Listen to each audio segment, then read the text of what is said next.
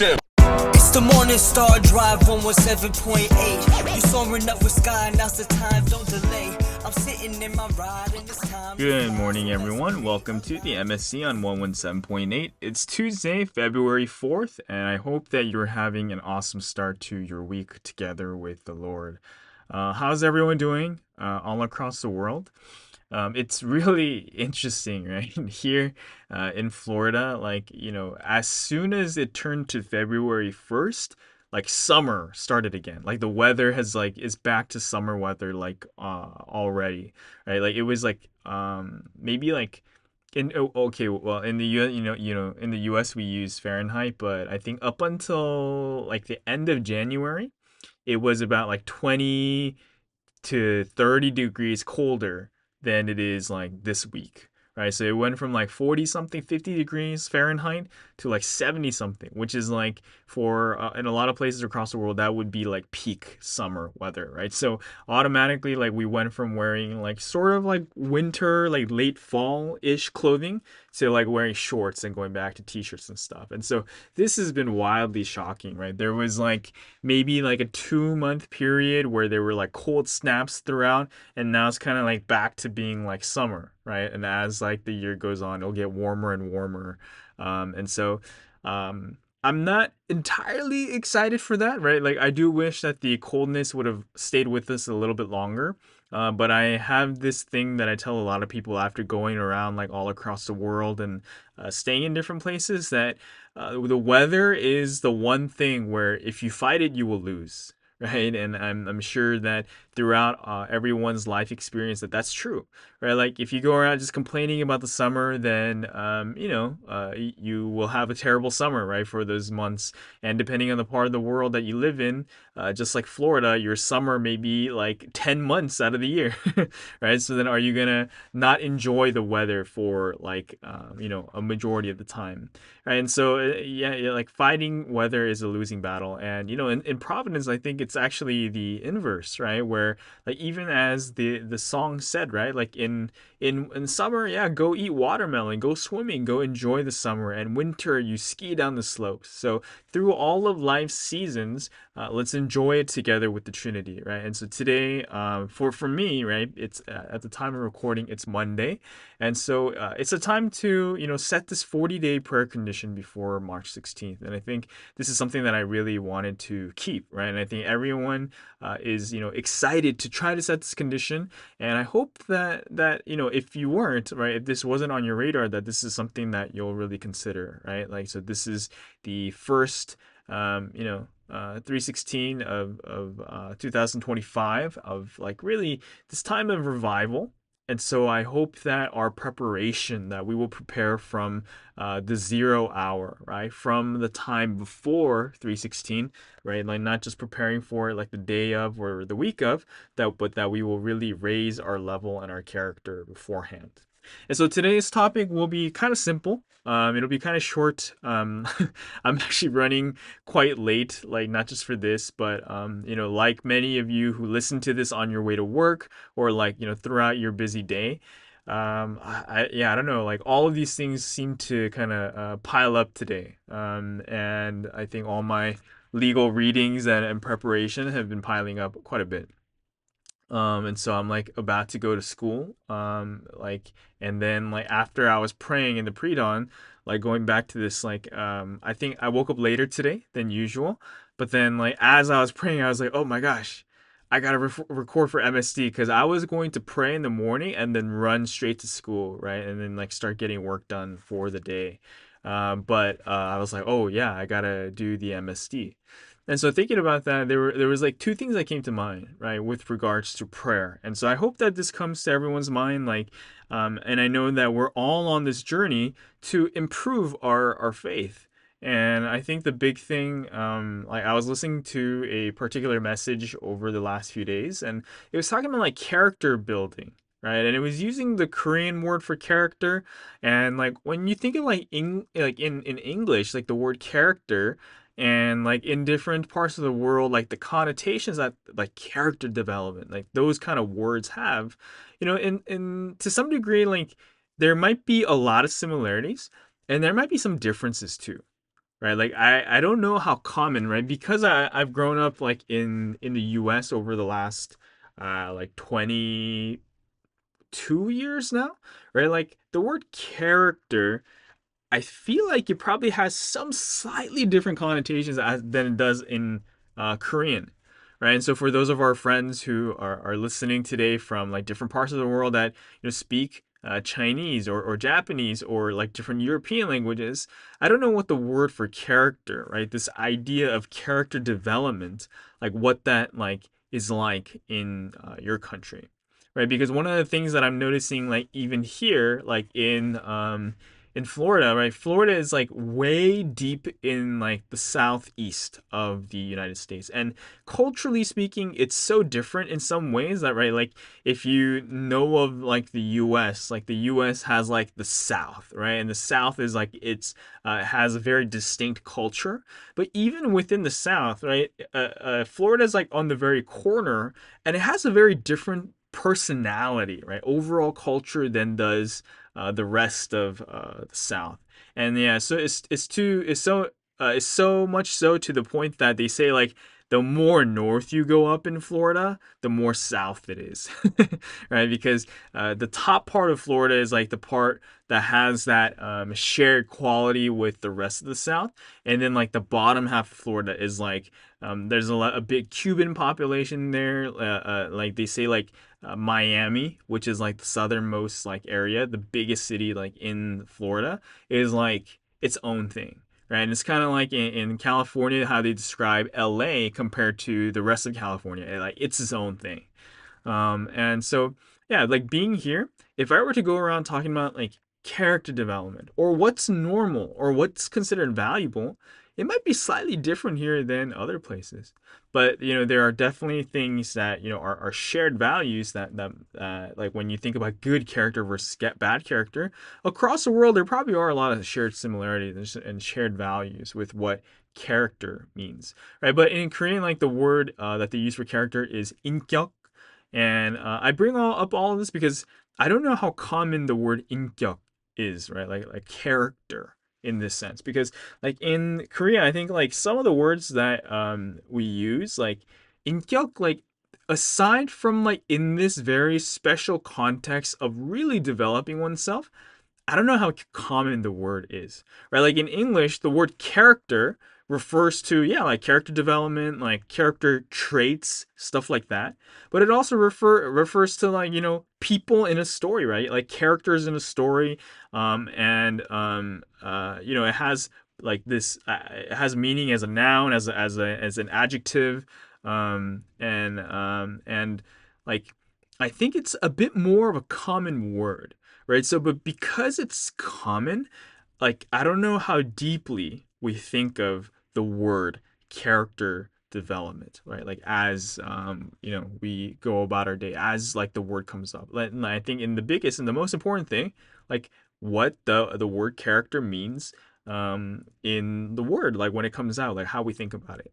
Right. So I had an interesting thought this morning, like while going to pray. And so, yeah, I'm wondering like what you guys think about it too. Right. So the thing that I was thinking, and I'm sure that as we go through our busy lives, right, as people who have made it to this point, this is something that we really know already and that we must like continue to remind ourselves and do because like the examples that the central figures in the Bible have set, and the example that our beloved teacher has set, and like the thing that we must absolutely do is that even within our busy seasons, and even when things are not perfect and ideal, in the summer and the winter, we must have good character before God, and we must still, establish our faith and do things perfectly before God. Right. So the example and the thought that came to mind was like as I was getting up to pray, right? Like I think like the day before I had stayed up really late, and that wasn't anyone else's fault besides my own. But today I was like, okay, I'm gonna go to bed early, and I'm gonna wake up and I'm gonna meet the dawn, and I'm gonna pray like as soon as I get up, right? As soon as I get up, and I had that thought, but then when I woke up, I was 2 hours late, and I had missed like I like woken up like I probably the minute that the pre-dawn message probably ended, right? And so I was like, oh my gosh, right? And it wasn't just the dawn, but I had also all this other work planned for afterwards, and so it was like not an easy thing. I was like, oh my gosh, right? Like there's so much else that I have to do. And so, like in those moments, and I'm sure we've all had those periods, right, where we may be running late or something unanticipated goes along. And I think this most often happens when we're by ourselves, right? Like if we're with other people working on a specific project, like in particular related to faith, then I think you kind of hold yourself to a higher standard, right? When you work together with other people. That might also be a regional, like there might be regional discrepancies with that, but I think in Providence, by and large, if you're working together with your brothers and sisters, you typically hold yourself to a higher standard, right? But when you're off by yourself, taking care of your responsibility, you get busy and you start to lose things. Like I think you start to have lapses and start missing things in your own personal judgment and your personal experience.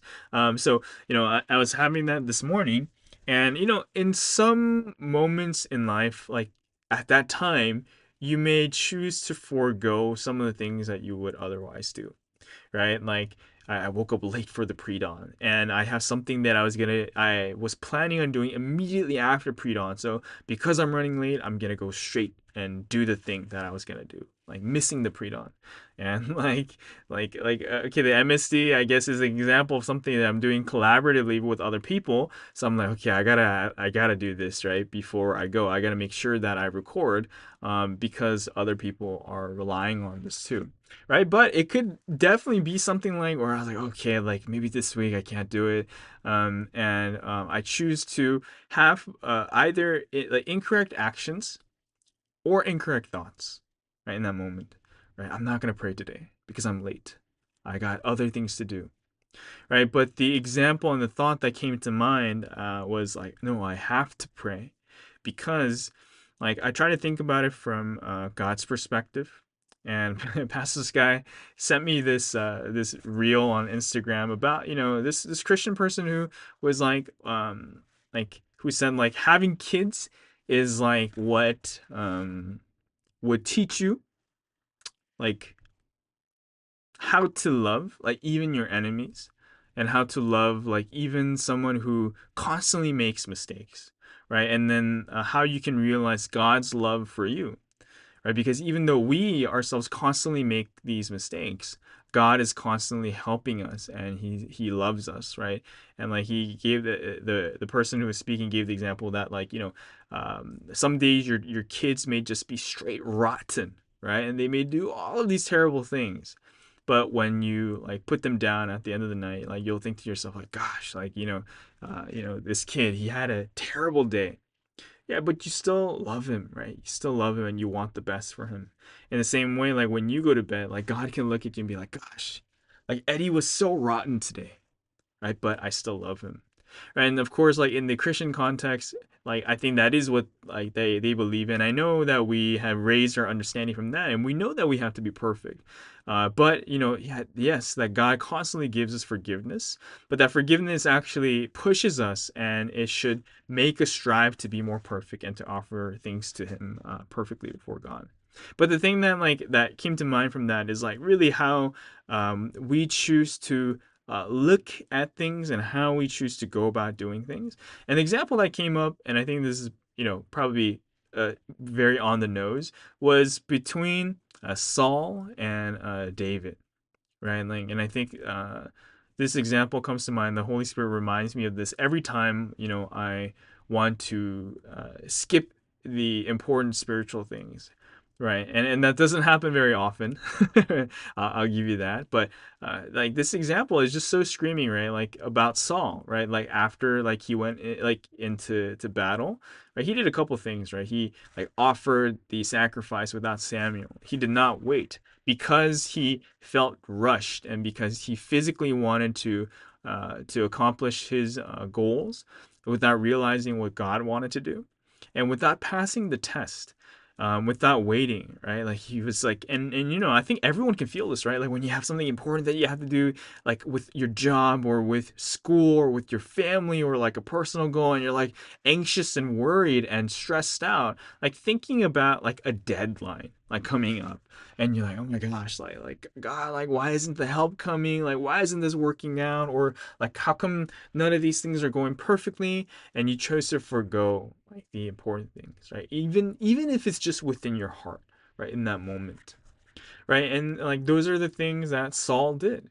right? He not only did like as a king, he was just supposed to be this physical king, right? Maybe he too could have been like David and always have given praise to God and worshipped him and given glory to him and been perfect before him, but he was more like a symbol of might, right? Like at the beginning, right? And I think he chose to go through life very physically, right? So this physical king who even in his own way like had not given glory to God like throughout his daily life, right? Like imagine that he tries to like kind of take the right of the prophet, right, who was supposed to lead the kingdom spiritually, and instead of becoming united with him and subjecting himself to the spiritual thing, he tried to do it from his own physical perspective, right? So I kind of like imagine like if Samuel is holding these tools used for like giving glory to God and serving him and meeting with him, and Saul is like trying to take it out of his hands and do it like haphazardly on his own, like kind of like a child, right, who like takes like a very dangerous tool or a special tool out of the parents' hands and tries to run off with it and do things on their own, right? That's something that Saul did. And not just that, right? Like Saul going directly against the intentions of God, right? Where God said to destroy everything, right? Like when they were fighting against the enemies, and when God had delivered their enemies into their hands, right? Saul, pillaged them, and he retained for them like the articles of valuable things, and even he was supposed to put everyone to death, but he left the woman alive. And this is very dangerous, right? Because like that like keeping the woman of these people alive and intermarrying with them and having relations with them, that's keeping like this whole people's like lineage alive, right? And like it's making it so that also that the progeny that you create from that, they're not all like Israelites and people like within this tribe that God has been raising. And like even today we see the repercussions of that, and back then as well, right? These were the very people that were tormenting the Israelites for a long, long time, and Saul through his actions where it was perpetuating this and was keeping this ongoing, right? And so you compare that to David, who through all of his time, even through his suffering, he gave psalms and praise and thanked God, right? Even in the times when he was wailing and like there were challenges and difficulties in life, he stayed true to God always, right? And he gave glory to God and praise to God, and so that even in his difficult moments, even through the brutal summers and the chilling winters, right? He skied down the slopes. He ate watermelon and he swam, right? He enjoyed his time together with God by uplifting himself, right? And so I think these are things that we all know. But I especially want to bring it up because I think it's in those critical moments where we're busy and where things go awry that we may all have that Saul-like tendency pop up, right? Like we may all have that, right? And so it's like during those key moments where our faith is put to the test, and it's also in those key moments that we can actually draw closer to God, where God is watching us. Because from God's perspective, what we're going through is probably really small, right? And like the moment will pass too. And I think in this generation, we're trying to develop resilience and other things amongst like the list of character development and character traits that we have to develop. And I think it's something that we really hope for the kids and for the future, right? Because in some ways, I don't know how in other countries it is, but I think in the US, we often talk about how it seems like this generation is less resilient than others. But that might also just be like one generation looking at the next and be like, oh, like what are you guys doing, kind of thing. But at the same time, like history develops over successive generations, and where this is heading, it's up to us to like pave the path, right? Not just for this generation and for the next, but for the future going forward. And so I truly hope that, with today, that each of us will continue to develop our character, this inkyuk, and we can really think about what that means from God's perspective. Right, so this will be kind of the last concluding thing for today. Right, as we said, like in different places across the world, people value different character, and like I had this interesting conversation with other people, and I think by and large, generally speaking, it's like generally pretty same. But like I was speaking with someone from Miami, and as I told you guys, like Miami, like even within Florida, like people consider Florida, like Miami, to be like its own thing.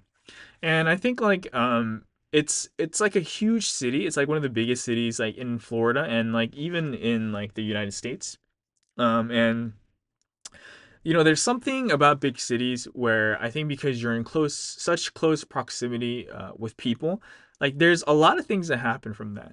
Right, right, it's one of like the busiest places like in the world, right? These big metropolitan cities, and they produce a lot of things. Like they like from having like people in close proximity and working together, you produce great big things, right? So there's more activity being done, like oftentimes like in these big hubs of human population rather than in places where it's sparse, right? And there's not too many people around, right? So like a lot of things happen. And so there's good things that are born from that. But as always, right, like it breeds other things. Right, like typically cities have been very polluted. Like Miami, I haven't really been, but Miami has this image of like beaches and palm trees and sunshine and stuff like that. So maybe like the uncleanliness isn't really the biggest thing, but I'm sure that it has pockets of dirty areas too. Right, so there's all of these things, and right, and like with that, right, like something even talking about like the diseases, right, like recently, and he said they come from multiple sources.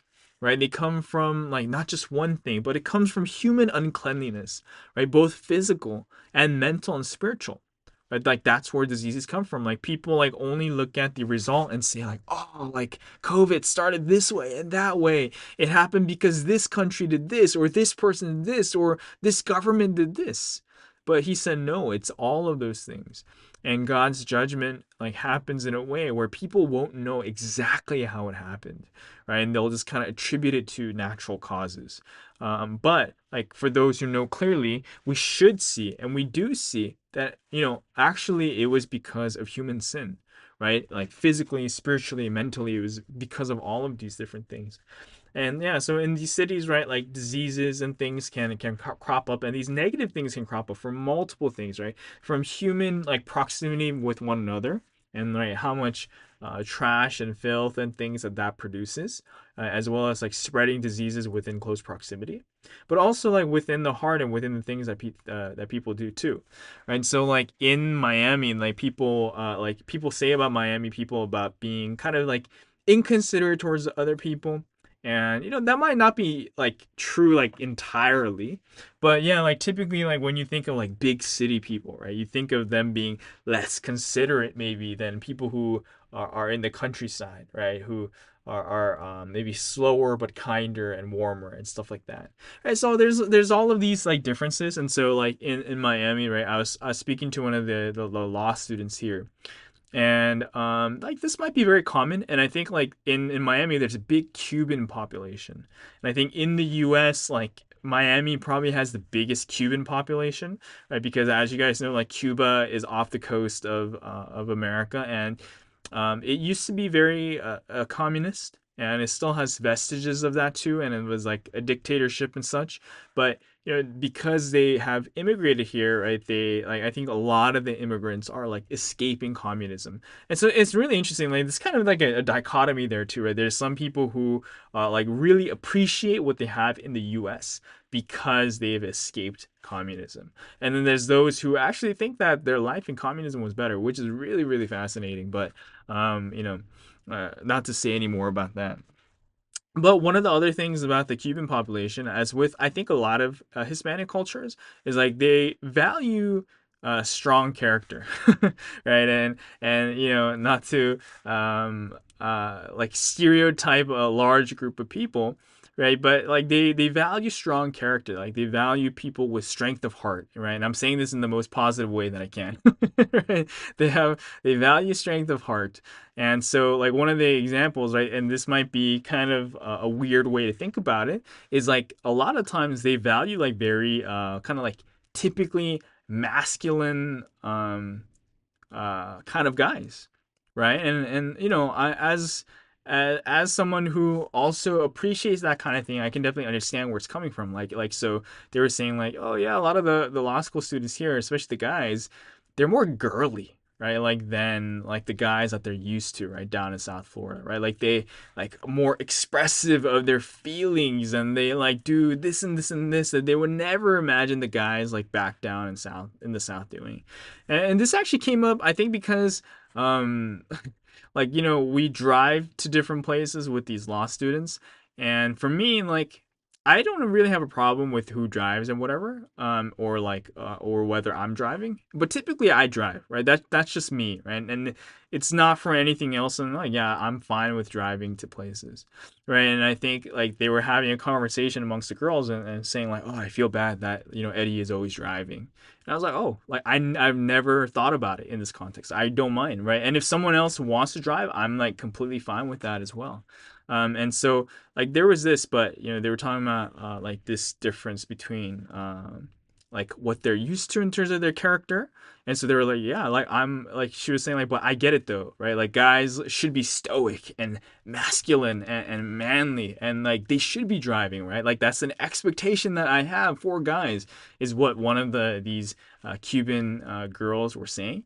And I was like, yeah, yeah, I get that. All right. And so, like, culturally speaking, that might not be a specific way that, like, even in the cultures, right, of the people listening here, that you may really think about it. But yeah, at least in a Western context, that is like kind of what's expected of a man.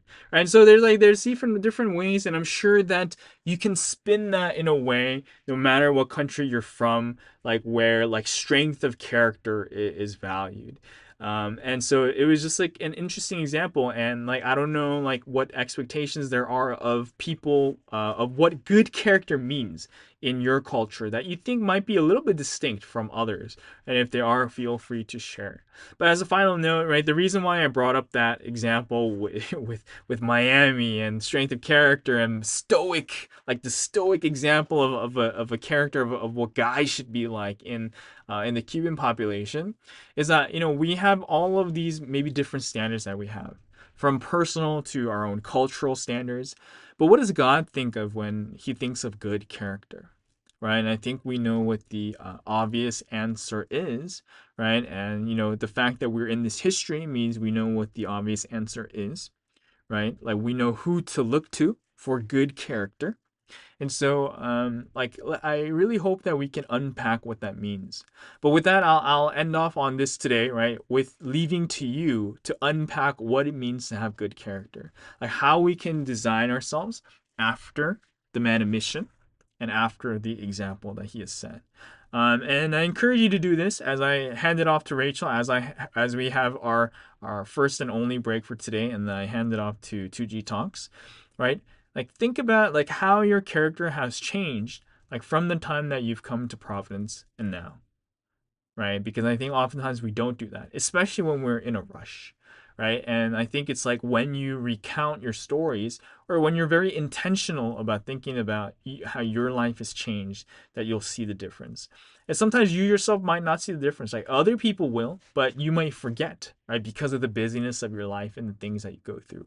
And so I hope that you will have that time of reflection and of thought, and of making yourself and of like reflecting on that change, because you have changed, like, and all of us have. And so let's think back on our seasons and seeing like the life that we've lived together with the Lord. And so with that, well, I'll end things off for 2G Talks, for MSD on 117.8, and hand it off to Rachel with 2G Talks.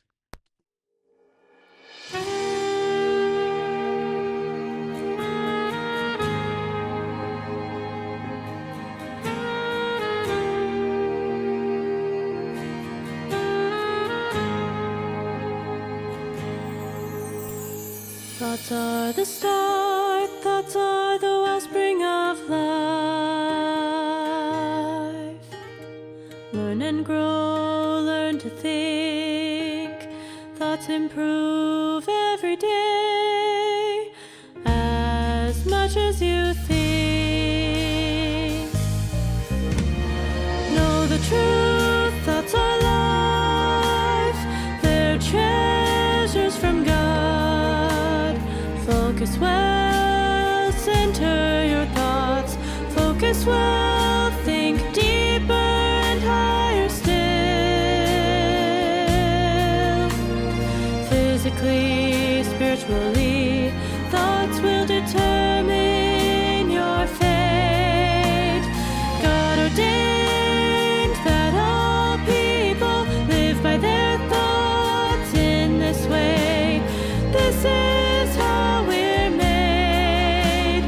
God the Spirit and the Son, their thoughts are the best. Make them your own. Act on their thoughts, surely you'll see wonders on earth in this history. Nothing's impossible.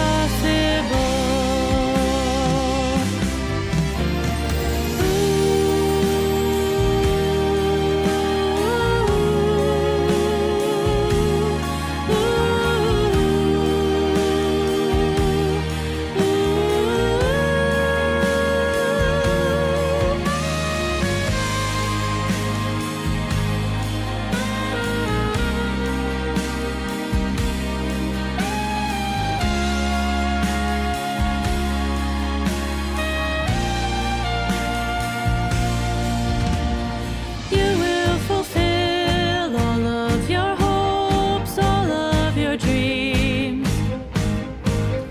You will know perfect eternal joy. Self-centered thoughts lead you astray. Self-centered thoughts end in darkness and death. Like the morning star, our Lord's thoughts shine the most brilliantly. This is life, this is love, this is joy, living as their raptured bride. Self-centered thoughts lead you astray. Self-centered thoughts end in darkness and death. Like the morning star, our Lord's thoughts shine the most brilliantly.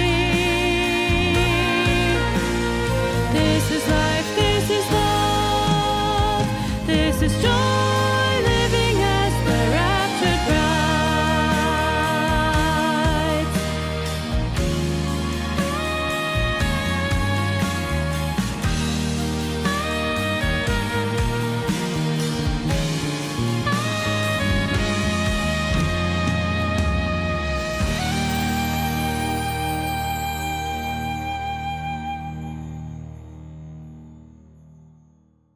Welcome back, everyone, to 2G Talks. Rachel here. 2G Talks is the segment I hope to create a narrative and conversation around Second Gen's experience in Providence, while also discussing other topics related to Second Gen, all centered only on the Lord. For today's 2G Talks, I have an update on all things Second Gen, specifically on what the American Providence Second Gen Department has in store for the future.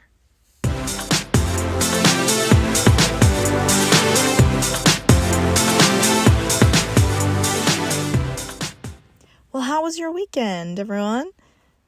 I feel like it's been forever since I've had the opportunity to chat with you guys, but it really is just because I've had a really long and busy week as well as weekend, which honestly was a really great thing. Can you guys believe that it's already February? I really felt as if January didn't exist at all. Like, it went by so quickly, like in a flash. And like I mentioned, my weekends usually, I guess this is why, it's because my weekends have just been so busy. For example, this last Saturday, from 9 a.m. to 4 p.m., I had back-to-back meetings or events. I had about 2 meetings in the morning, which lasted from 9 to around 12. And then I had a Bible study midday, which was about 2 hours. And during my short window break, which was about 3 hours, I did chores. And then later in that evening, I went to a school play with my family, which was fantastic, by the way. It was The Little Mermaid, if you were curious. Of course, not every weekend is like this. Usually I can space things out and make sure I have a good kind of work balance life situation going on. But this last weekend, everything just kind of fell on the same day. And even though that was the case, it was really quite exciting, actually, for me. And I wonder if it's a small taste of what I have to look forward to when I actually begin running full time.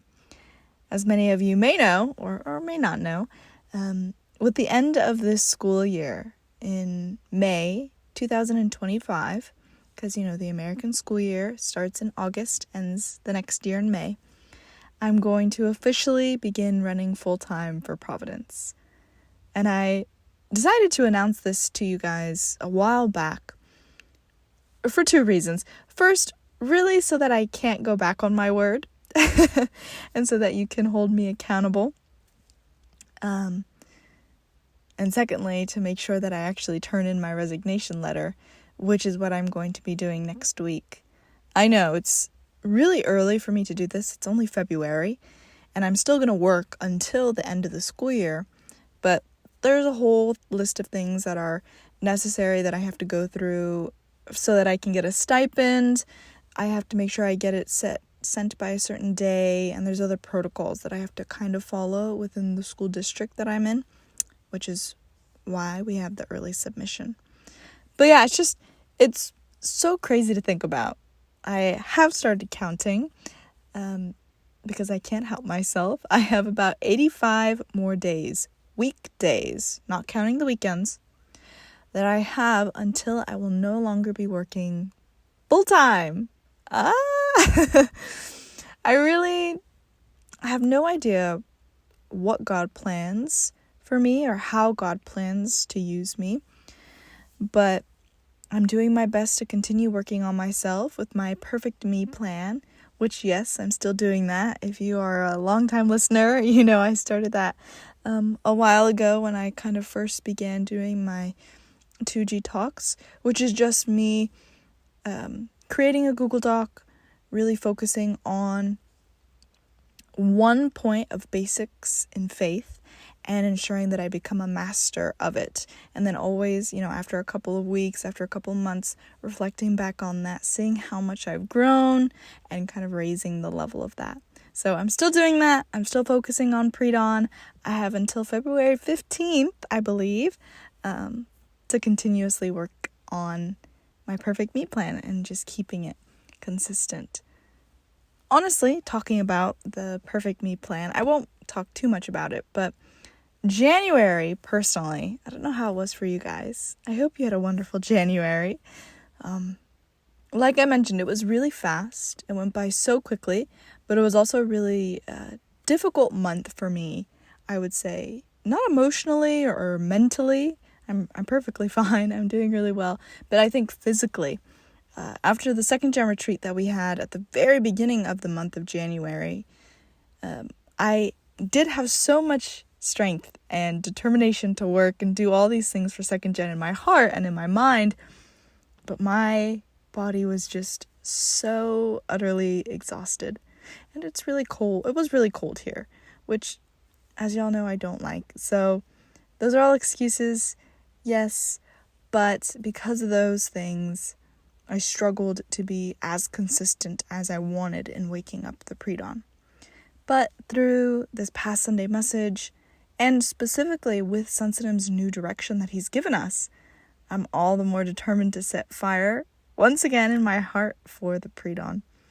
So I really do hope that we can all hold this, like Sunsenham said, that 40-day prayer condition. It's that prayer for a new level of rapture so that we can rapture even more perfectly. And I know that it started yesterday, February 3rd. I hope everyone was able to kickstart off the first and second day really well and successfully. And if not, that's okay. I think as long as we do it together, that's the best and most important thing. So I hope we can all do it together for day 3. I'll be honest again, this specific prayer condition that we're doing, this 40-day prayer condition at the beginning of 2024, is all the more important to me for a number of reasons. Like I mentioned, I'm going to be running full-time Providence, so I really want to make myself. And I think one of the most important things to do that, just like Sansanam has been saying and focusing on, is prayer and pre-dawn. And I'm going to come clean. I have never perfectly ever done a prayer condition fully, like 100% done it. So I made that one of my New Year's resolutions, to do a prayer condition perfectly, 100%. Okay? That's a high standard for me. Maybe y'all have done that before. But for me, it's going to be a little scary. But I'm really looking forward to doing it. And I hope that we all here can support each other as we challenge ourselves to do our best. So, yeah. Okay.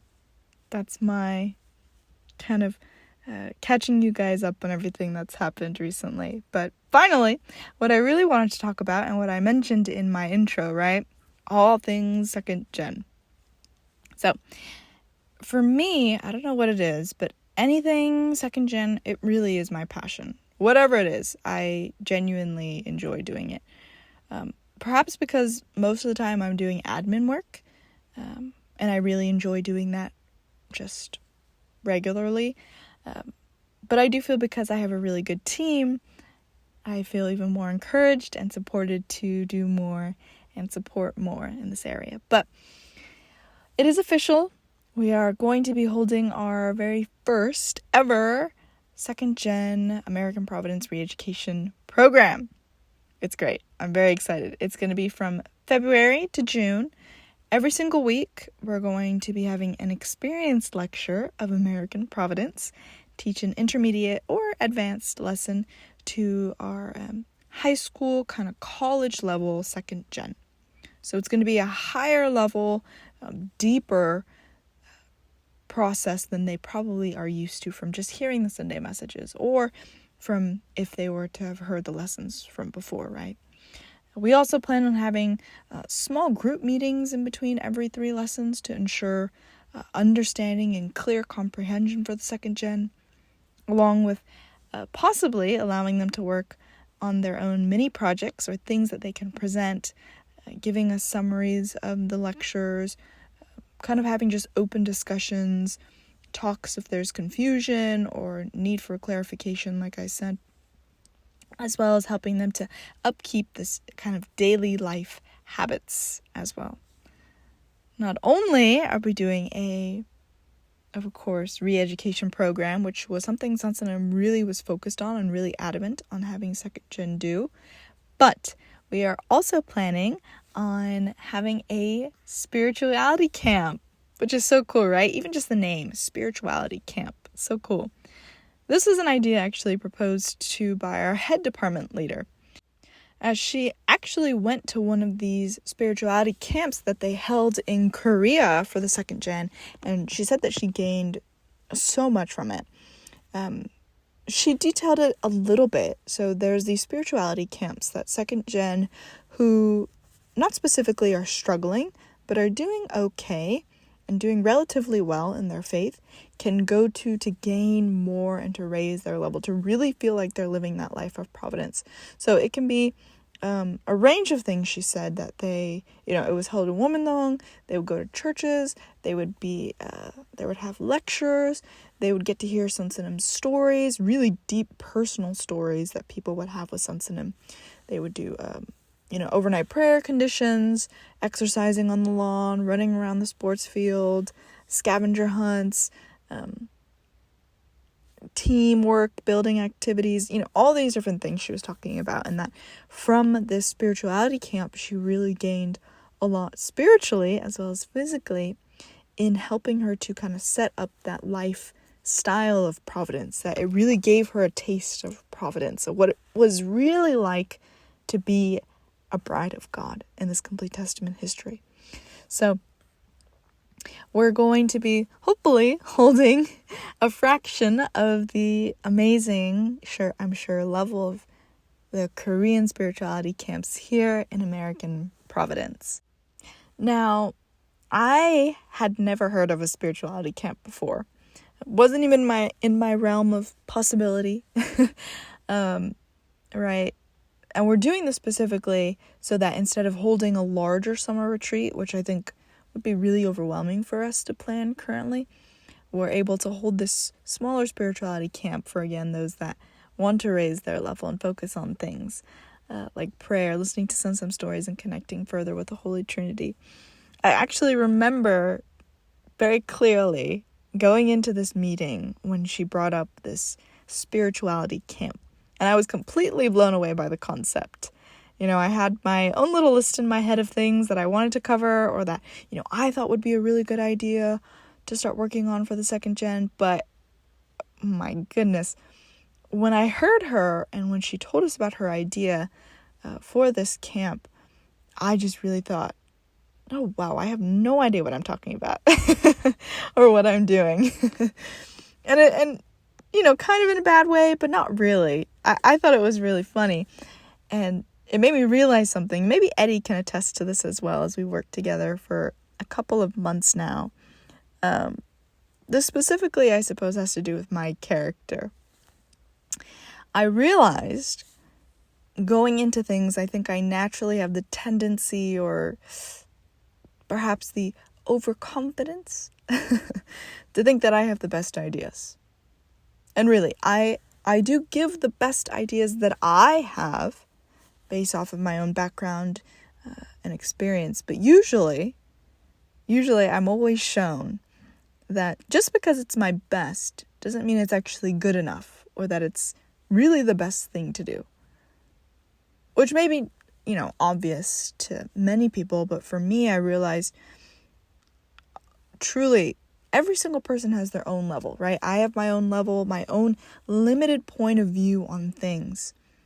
And like I said, every single person has this. They have their own level, their own limit, or really vessel is what it is, right? Sansanim, during this past Sunday message, she said that God made some people for small uses and some people for larger uses.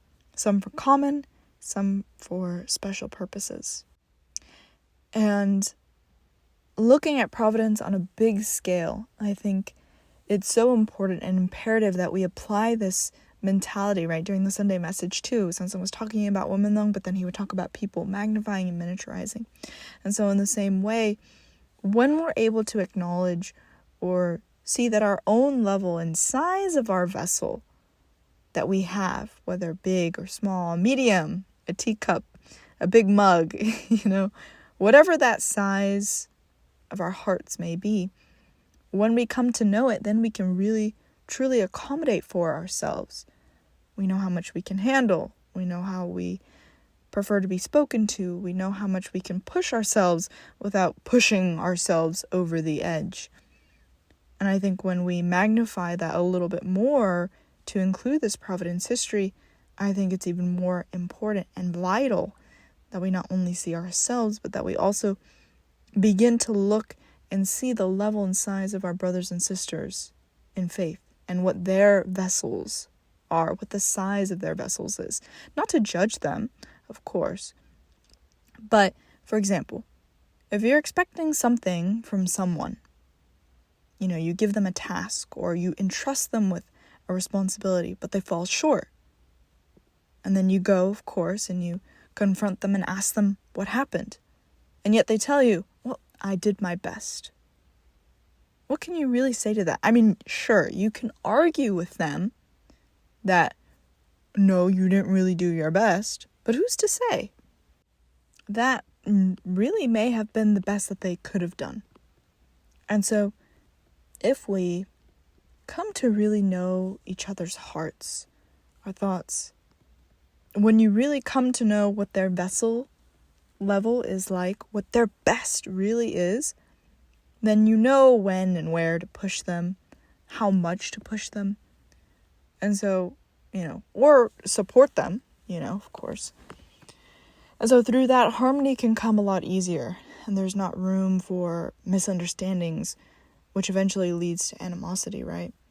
And if there is problems that occur and arise because we're human, and that's bound to occur, then I think it would be easier for us to make up and make amends with one another. Simply put, I'm not trying to complain at all, but I'm so grateful to the Holy Trinity for allowing me to realize that my vessel, is probably not as big as I think, or that my vessel isn't as small as I think either.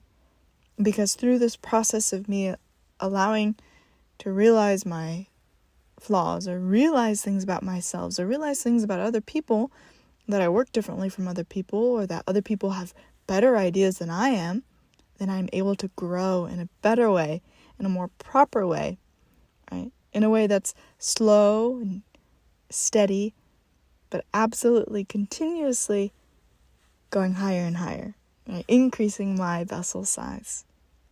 So I am really happy. Yeah, I really am. I'm very happy as I run busily for this history, as I get to work with other people. I enjoy running as God's busy little bee. Anyways, I hope that all of you too, anyone listening, you can also look forward to the work that God has given you.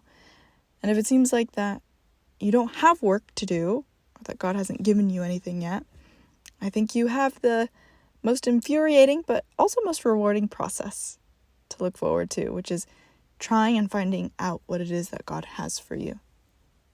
Right? Because Sansan said that we have talents and basic things that God already gave to us, right? Through our family, through our parents.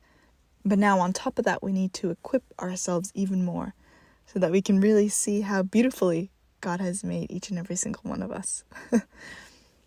So yes, with that, I'll wrap up today's segment for 2G Talks. I really do hope that for those of you that listened until the very end, that you were able to gain something of value from my small segment. I cannot express how incredibly grateful I am to everyone who listens here in Providence, and just all the love that I receive from you guys. I wish you to also receive as much love, if not more, and many, many more blessings and joy. So yes, please receive that. Please receive strength. And I hope we can all continue to run. And don't forget to do this 40-day prayer condition together with Sansanam. So yes, as always, please feel free to leave a comment or shoot Eddie and I an email at 2gtalks@gmail.com. Don't forget to hit that like button. And I hope that you'll have a great rest of your Tuesday together with the Lord. I'll see you all next week.